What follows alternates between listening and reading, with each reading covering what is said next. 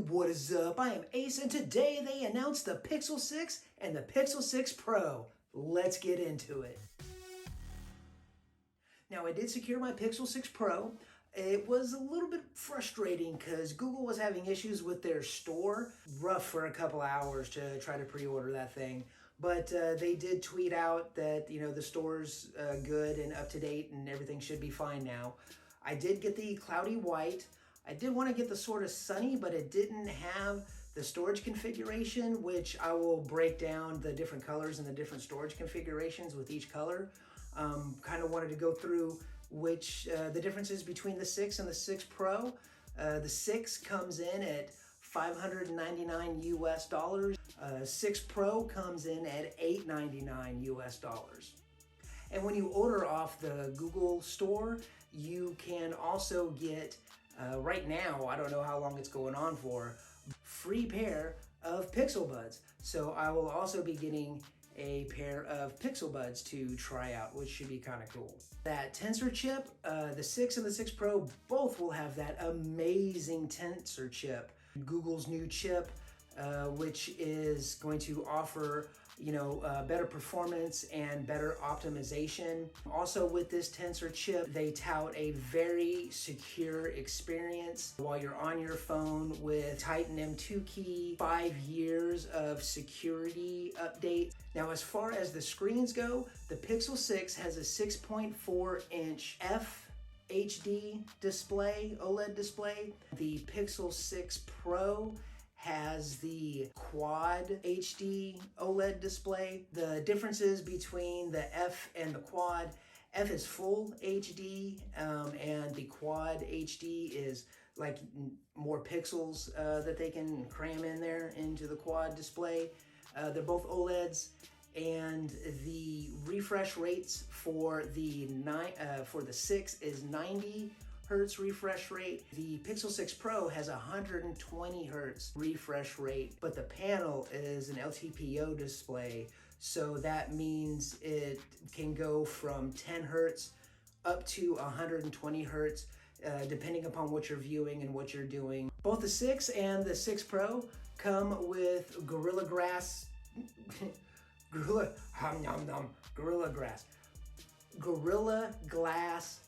Victus for both the 6 and the 6 Pro. They are both IP68 water and dust resistant. For the batteries, the 6 has a 4,614 milliamp hour battery, and the 6 Pro has a 5,003 milliamp hour battery. Now, both phones can do battery share, which is that reverse wireless charging, which I'm kind of looking forward to using, coming from an iPhone. What's reverse wireless charging?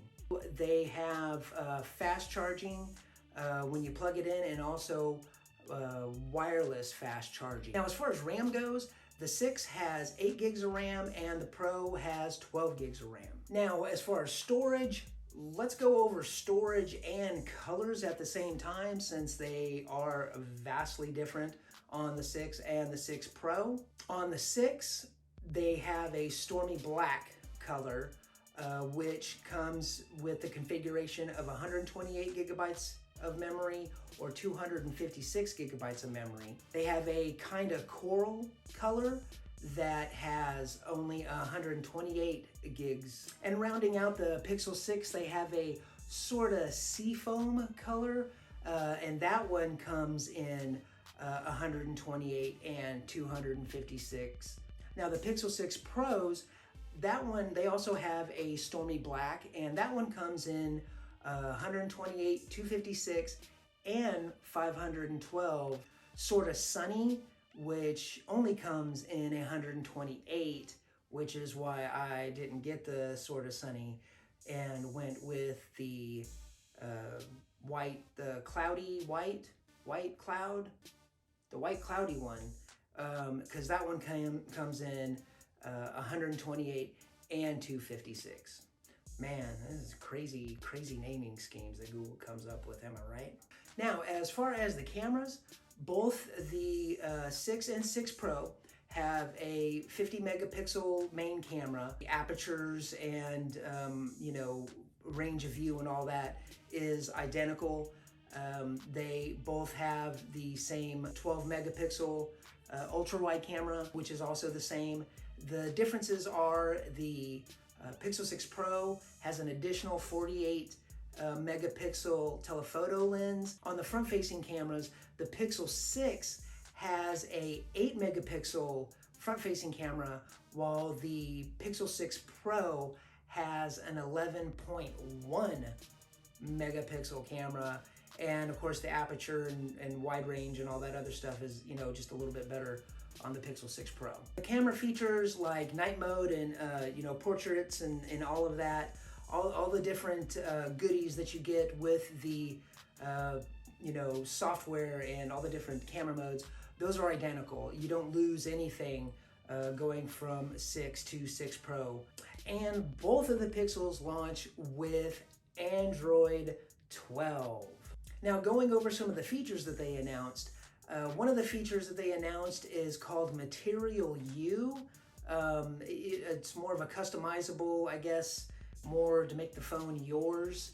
I guess you put up what it seemed like you put up a wallpaper and the apps and the widgets, conform to that color or the color spectrum or something along those lines. I'm not too sure. I'll have to check that out. Also, it will bring, certain notifications, which I'm sure that you can set up to your lock screen. Certain reminders, like if you need to get to an appointment, it'll, pop up on your lock screen.